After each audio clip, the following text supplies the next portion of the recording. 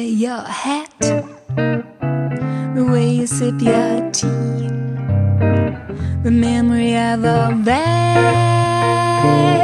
Oh no, they can't take that away from me. Well, good afternoon. It's your old coffin dodger back here again. Dodged her way through the week, and I had a very busy week, so I'm a bit late with my weekend podcast, but I didn't want to let the weekend go by without doing something. I wasn't quite sure, and I'm still not quite sure where I'm going to end up, but I'm going to start with the fact that today is International Women's Day, or Women's Day, and I was wondering if there's any ladies listening to me who it is that you would like to emulate, and who is your role model woman, your woman role model. Personally, two women came to my mind today. They may not have come to my mind 20, 30, 40 years ago, but today they did, and they're the two most intriguing women of all time, I would say. And one of them is Eve, of Adam and Eve. Great renown, great reputation, or not, but she is one of the best known women of all time, and she really botched things up in the situation that she was in with her spouse Adam, and they both got into an awful lot of trouble because of their inclinations to ignore rules and to ignore a simple thing, really. They could have had everything. There was just one little restriction, and but they weren't satisfied with that. Somehow something got to them. Christians will call that Satan, or his name was Lucifer, because he was the angel of light before he became anything else. He got to them, and he suggested that God didn't love them. Certainly he couldn't love them if he put that little restriction on them. So he started off with a deception, saying that God didn't allow them to eat from any of the fruits of the trees in paradise, and they had to go and defend themselves. They said, no, that's not true. God said we can eat from all of them, but just the one tree we're not allowed to eat from. And so you see, Satan is a twister. He twists everything, and he puts you on the defensive, and he sidetracks your thoughts and your truths to make you believe something else is going on. So in the end, anyway, Eve was the one that caved in, and of course she took Adam with her, because if she's going down, she's going to bring Adam down with her. So she gave him a munch of that apple as well, which really isn't an apple. This apple stands for just about everything that is not good for you and not good for us, and has been maybe written down, or maybe you refer to the Bible, or maybe it's just your parents that are saying, don't do that, it's not good for you. But you go ahead and do it anyway. If you're a younger person, if you're an older person, you'll remember having defied your parents' rules and regulations that they laid down for you. And you'll remember the consequences. I do anyway. And that's the one woman that came to my mind. And centuries later, along came another woman. And she was asked to do something supernatural, way out of the ordinary. And she hadn't a clue. She's a young girl, young woman, like in these regions of Israel and in the Arab nations, women are more mature earlier in life, and so it was also with Mary. And Mary was propositioned, we'll put it that way, by a different species, and she said yes. She said, yes, I'll do that. I'll do it. I'll go along with that. So what can happen? If God is with me, who can be against me? So Mary went along, and she brought us Jesus. You know, most of us will know what Jesus did for us and how he impacted on many, many of our lives. He may not have impacted on your life. You may not even have heard of him, and you may not accept him yet, or maybe never at all. But Mary is one of the most talked about women of all time. So is Eve. And they call Mary the new Eve because she made good everything that the old Eve destroyed for mankind. So there we have the two women who are most significant, really, because you either seek to emulate them and to be as strong as Mary, or you can see yourself mirrored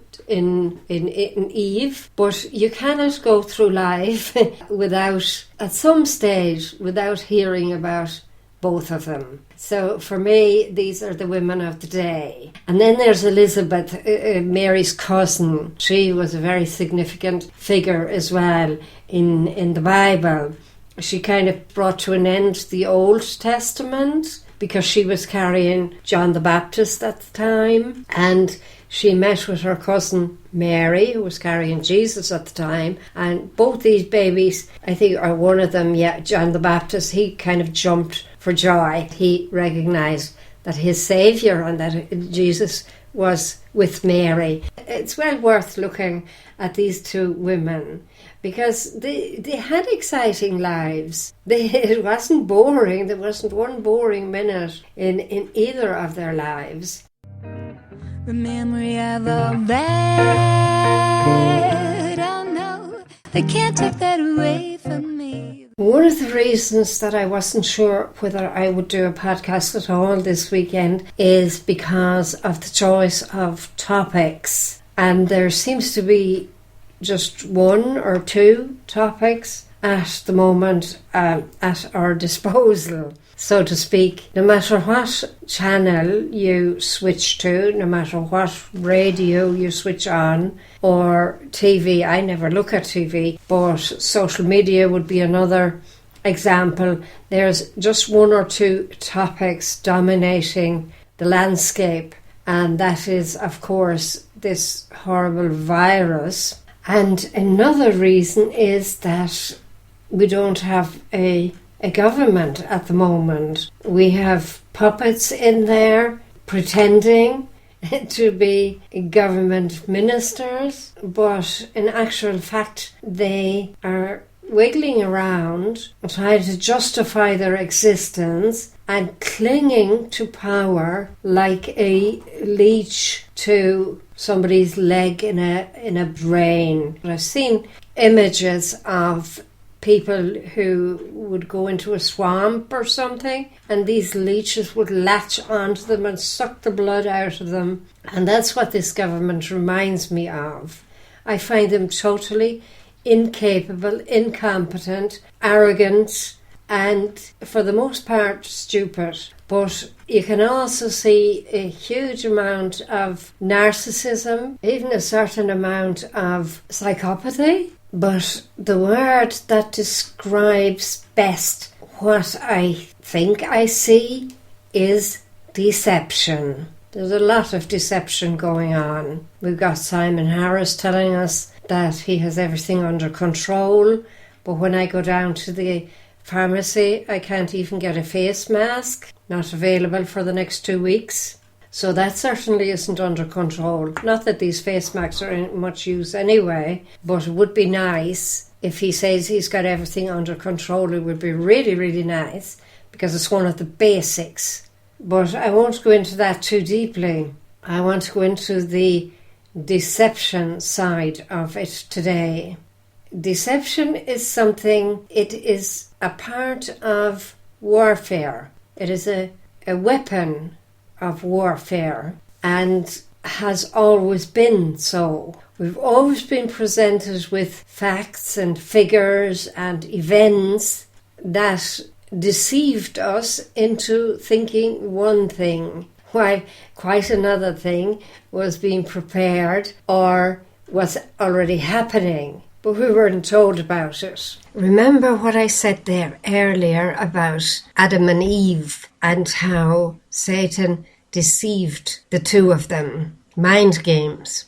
And when I think of deception and cleverly presented and placed deception, one institute and one expertise comes to mind, and that is the Tavistock Institute. The Tavistock Institute is located in England, and it's the world's centre for mass brainwashing and social engineering. It grew from a somewhat crude beginning at Wellington House into a sophisticated organisation that was to shape the destiny of the entire planet, and in the process change the paradigm of modern society. I became aware of this institute a good few years ago now, actually, in relation to meetings and what is called the Delphi technique of holding meetings. And then I looked into it a little more closely. It's also behind what is known as Common Core, and they changed their name then to Common Purpose, and they are masters of deception and of propaganda. They are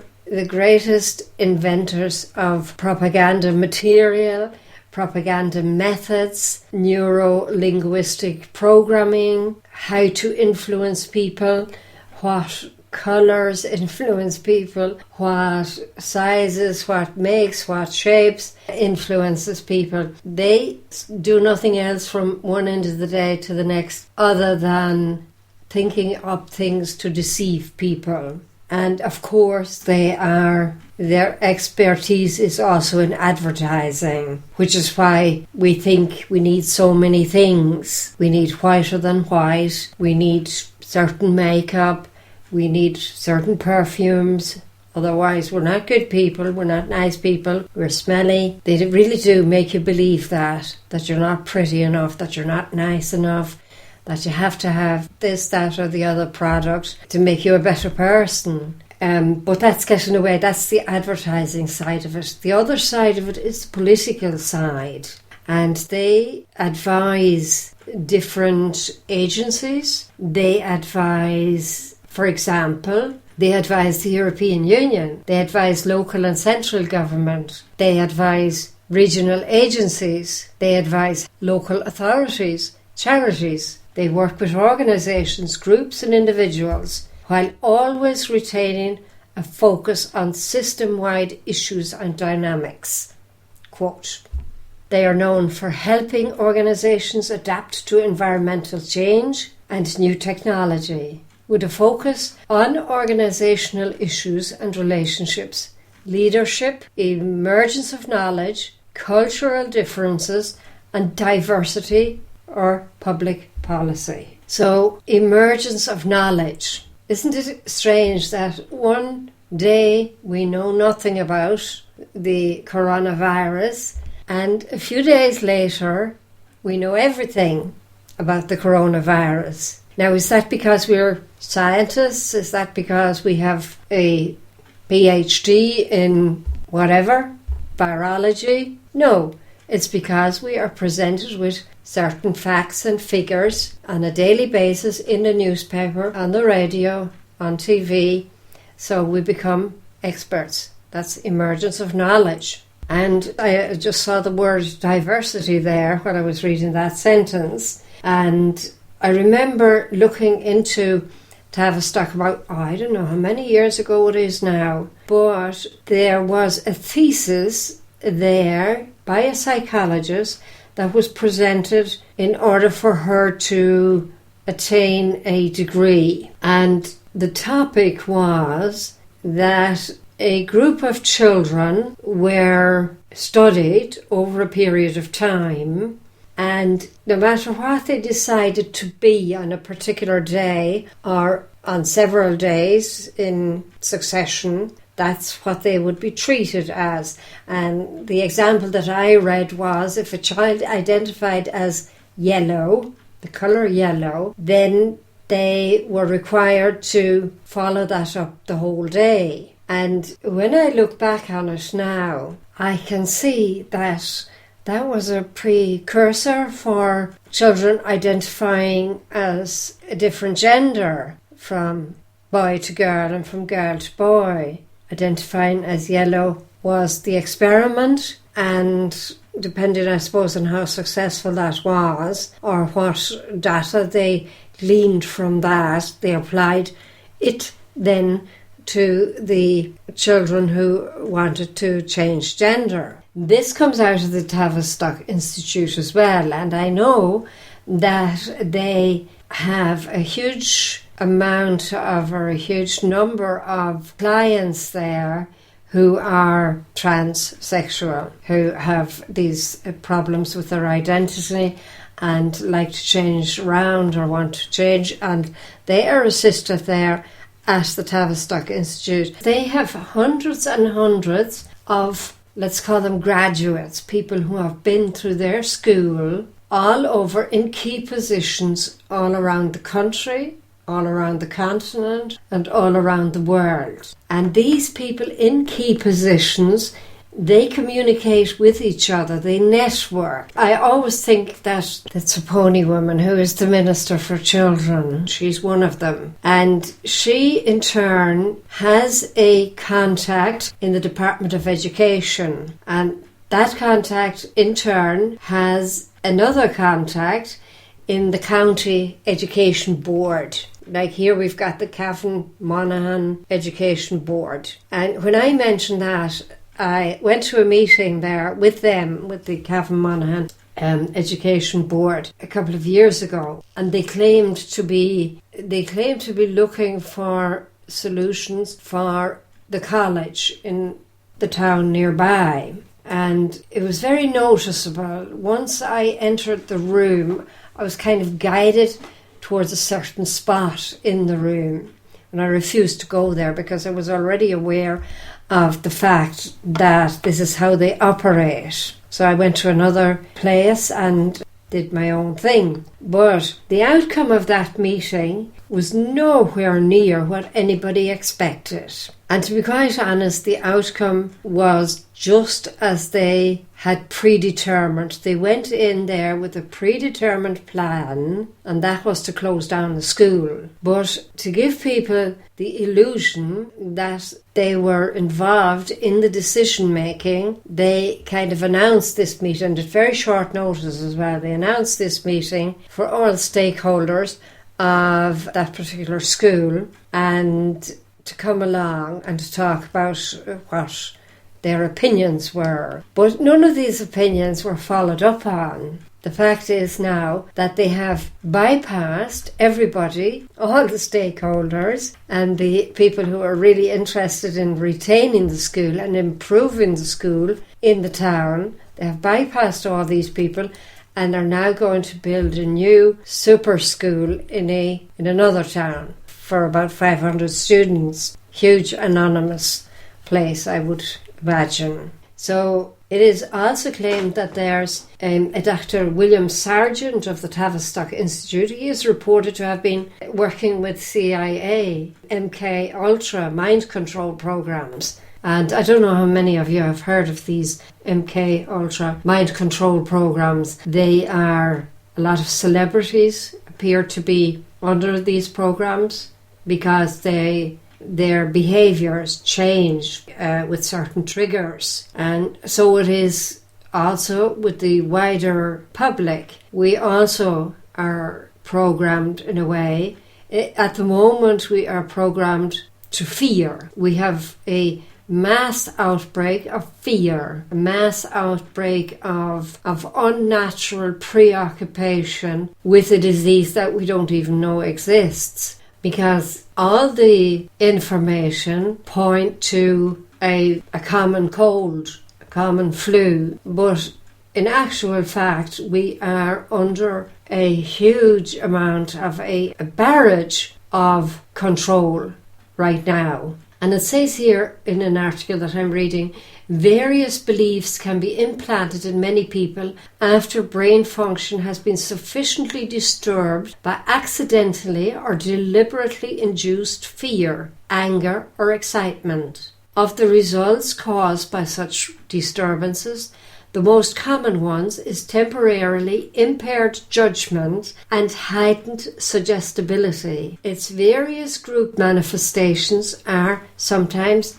classed under the heading of herd instinct. That's where the sheep come in, and appear most spectacularly in wartime, during severe epidemics, and in all similar periods of common danger, which increase anxiety and so individual and mass suggestibility. Now, does that seem familiar? Various beliefs can be implanted in many people after brain function has been sufficiently disturbed. So, do you see that happening now? I do. And do you remember how I spoke to you in the last podcast about the new restrictive laws that can be snuck in through the back door of fear of infection and death? Well, isn't that happening just now? A couple of days ago, a state of emergency. It was declared in, I think it was California, and yesterday, in the night from Saturday to Sunday, a state of emergency was declared in northern Italy, and it's called a constitutionally declared emergency. So in these emergencies, situations, the individual rights cease to exist. You have no more rights as an individual to go where you want, to attend an event in another town. You have no right to leave your home if they say you're not to leave your home. You have no rights to assemble, no right to assembly, and to peaceful assembly. That is one of the most significant rights, I think, that most of us would not like to see taken from us. The right to peacefully assemble and to protest. And these rights cease to exist under these declared states of emergency. So when I look at what's going on in the light of what the Tavistock Institute is renowned for, I can see even more that we are being manipulated and that this is an experiment, a small-scale experiment, like the little girl with that identified as yellow. She was the experiment, and then came the actual transition from boy to girl or from girl to boy. And here we have the state of emergency. That is an experiment for a whole country, for a whole continent, where everything, just about everything and everybody will be controlled and can be controlled, because you have no right whatsoever to desist. And if you do, you can be carted off somewhere. And remember 9/11. Remember how everybody's world came to a standstill because of the trauma. It traumatized the whole world, because these twin towers in New York, they were synonymous with power, with trade, with just about everything that New York represented, or that America represented. And when they came down, everybody was traumatized. And the funny thing was, I was home from Germany in Ireland at that particular time, and I was looking after my sick mother, and I had no interest whatsoever in news or having the radio on, and I actually didn't even know about this until a day later. I did get a call from my girl, my daughter in Germany, and she said, "Mommy, New York is burning." And I said, "What do you mean burning?" And she told me about this bomb. But I didn't take it seriously, to be quite honest, because I had other things and more important things for me at that moment, because I couldn't run down there and assist in the search and rescue and in the rescue operations. So I just left it at that. But that was the last real big case of global traumatization that occurred. There have been other ones in between where we are invited to empathize. We will say attacks on a mosque in New Zealand, or, this is the other side of the world. And then the New Zealand Prime Minister appeared with a scarf like a Muslim on her head, and so identifying with these people. You see, and this does something to your brain. This is going back now to Tavistock and their research. Also biologically, I need people to understand that there are two different ways that trauma can impact on a person. Firstly, it creates new pathways in your brain. It disturbs the synapses that are already there for connecting. Coping mechanisms, when smaller trauma sets in, the coping mechanism is in place. But here now we have a big trauma, a national and international trauma, and new pathways are being created. This is neurologically proven.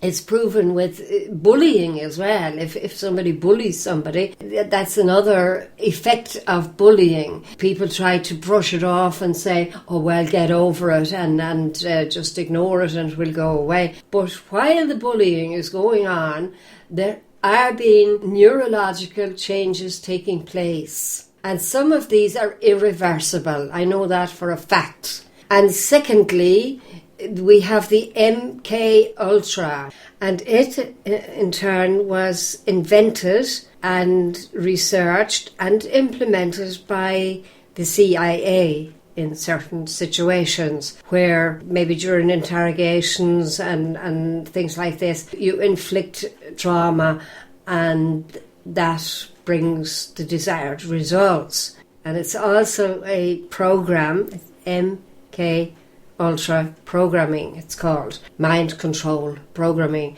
It can also be experimented upon within society itself, and we see this happening before our eyes, where whole towns are being experimented upon by shutting them off from the rest of society, by imposing certain rules and regulations on them that they're not used to, by inducing fear and exacerbating that fear by new bulletins of news which steps up the fear. Really, this is all very, very psychological. And most of us will know that these experiments, they have already been carried out in a laboratory situation, usually with rats, because rats seem to have, they're highly intelligent creatures to start with, otherwise they wouldn't have survived all these millions of years that they've been on the planet and survived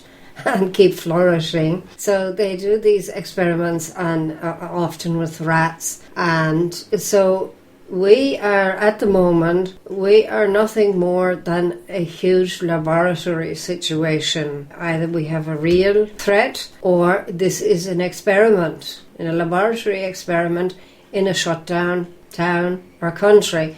You just look at it. I mean, they started off with self-isolation, right? You're supposed to isolate yourself. Then they shut down a town. Then they began to shut down several towns. And now we have whole regions being shut down. What is the logical continuation of that? Sorry, my brain went off there in another direction as well. I digressed. Back now to MK Ultra that I mentioned earlier. Trauma, which is your personality splits.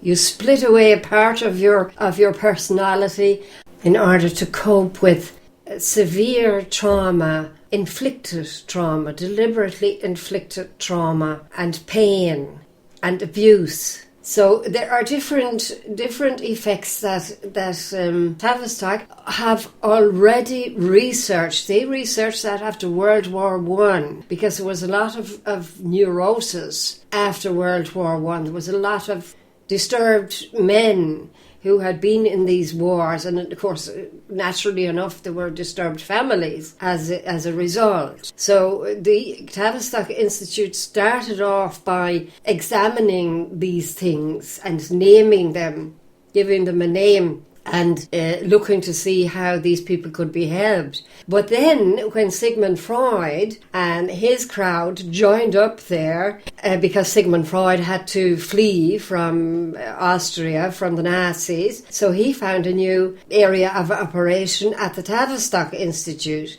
And he really, with other psychiatrists psychiatrist, he brought the whole thing forward. And I'm not blaming this on Sigmund Freud, but in the course of time, these people found out that you can not only analyse a situation, but you can create a situation which will impact on people just as you have been researching from a natural trauma. So that basically is what Tavistock is responsible for. They are responsible for propaganda in the wars. They are employed by all these agencies that I mentioned there earlier, and they create news for newspapers. You have to come back now and think newspapers are not as many as we might think.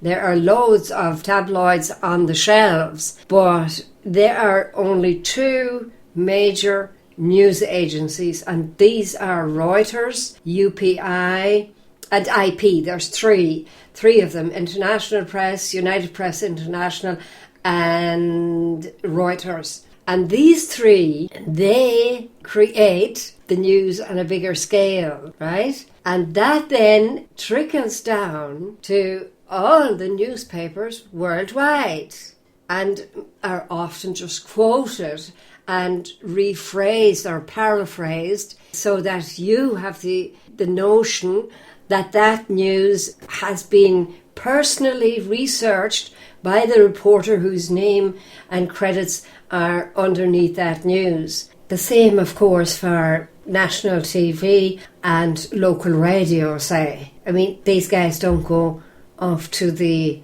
crime scene and research it for themselves. They are issued with a script, and from that script then they deliver us the news. So this is all about, what I'm saying, this is all about control, you see. And we, in this moment of time where we are becoming under control, we lose control. We lose control of our own destiny, we'll say. I mean, God has our destiny in his hands anyway. But on a day-to-day basis, we like to control our movements.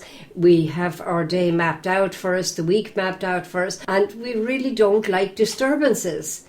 I mean, just look at it when you want to go somewhere and the neighbour pops in and wants to tell you something. I mean, you do feel disturbed, don't you? You don't drop everything. You probably will at that moment because you're polite and you want to accommodate your neighbour because they have helped you out in times of need. But at the back of it all, you're just hoping that he will go away, he or she will go away, and that you can carry on with the rest of your life or with the rest of your day. So that's the situation we're looking at right now, guys and girls.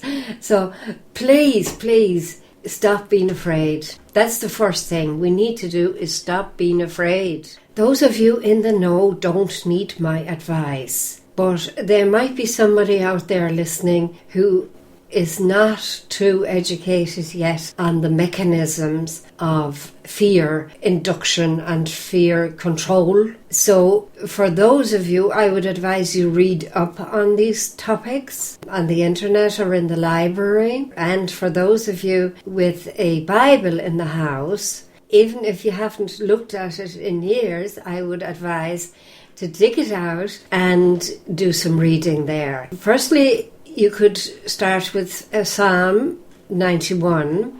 That's a good one because it mentions pestilence. And in the Gospel of Luke, it is also mentioned that you can walk through snakes and scorpions without any damage if you put your trust in God. So there are many passages in the Bible that describe exactly the same situation as you and I are in right now. And if you have a good Bible with cross-references, it is really good to study for an hour, we'll say, a day or a week, and see the parallels, see how things from the Old Testament manifested themselves again, all over again in the New Testament, but in a totally different way. There is nothing on earth, there's nothing here that hasn't already been experienced. And one wise person said somewhere, there is nothing on earth that man created all man did was to discover things. Uranium was already there. It needed to be discovered. And there are diamond mines, they were there. They just needed to be discovered and, of course, exploited by those in power and those who wanted power. But even mixtures to make metals, we'll say, not good at this now, this is alchemy, I suppose. But to create certain metals, you need a mixture of things. But these components were already there. They just needed to be mixed together by someone who was inventive to become something new.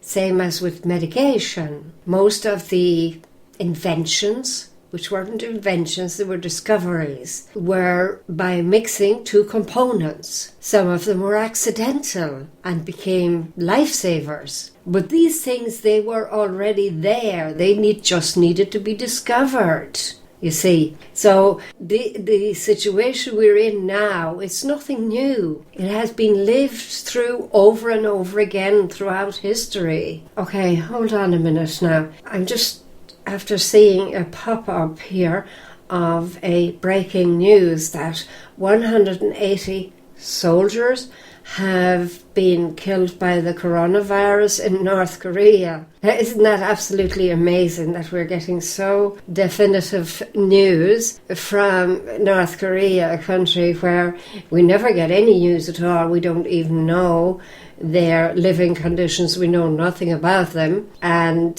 all of a sudden we are involved in their medical history. But this brings me immediately to a piece I was looking at the last couple of days, and I was going to do a separate podcast on it, and I will do a separate podcast on it. And it says here, did a vaccine experiment on US soldiers cause the Spanish flu? Now, the Spanish flu was between 1918 and 19. Around that time, a bacterial vaccine experiment may have killed 50 to 100 million people. So, and they're even questioning whether the Spanish flu was ever a flu at all, and definitely not Spanish in origin. So, there we have it again, the correlation between soldiers dying of whatever. So I'm going to get into that in a separate podcast later on. I just want to get this one out now. And incidentally, our virus is called COVID-19, whereas the pandemic was 1919. So we have the 100th anniversary of that pandemic. So start joining dots, folks. Do not be afraid is a term coined by Pope John Paul II. He used to speak to the youth on World Youth Day, and he used to say, do not be afraid. And telling people not to fear and not to be afraid has been found 365 times in the Bible. Now, whether that is true or not, I really don't know. I just read about it. But I thought that was really apt to have one, do not be afraid, for every day of the year. So on that note, I shall love you and leave you. And all I ask of you is to look after yourselves and to look out for one another. Encourage one another not to be afraid. Amazing grace, how sweet the sound that saved a wretch like me. I once was lost, but now I'm found, was blind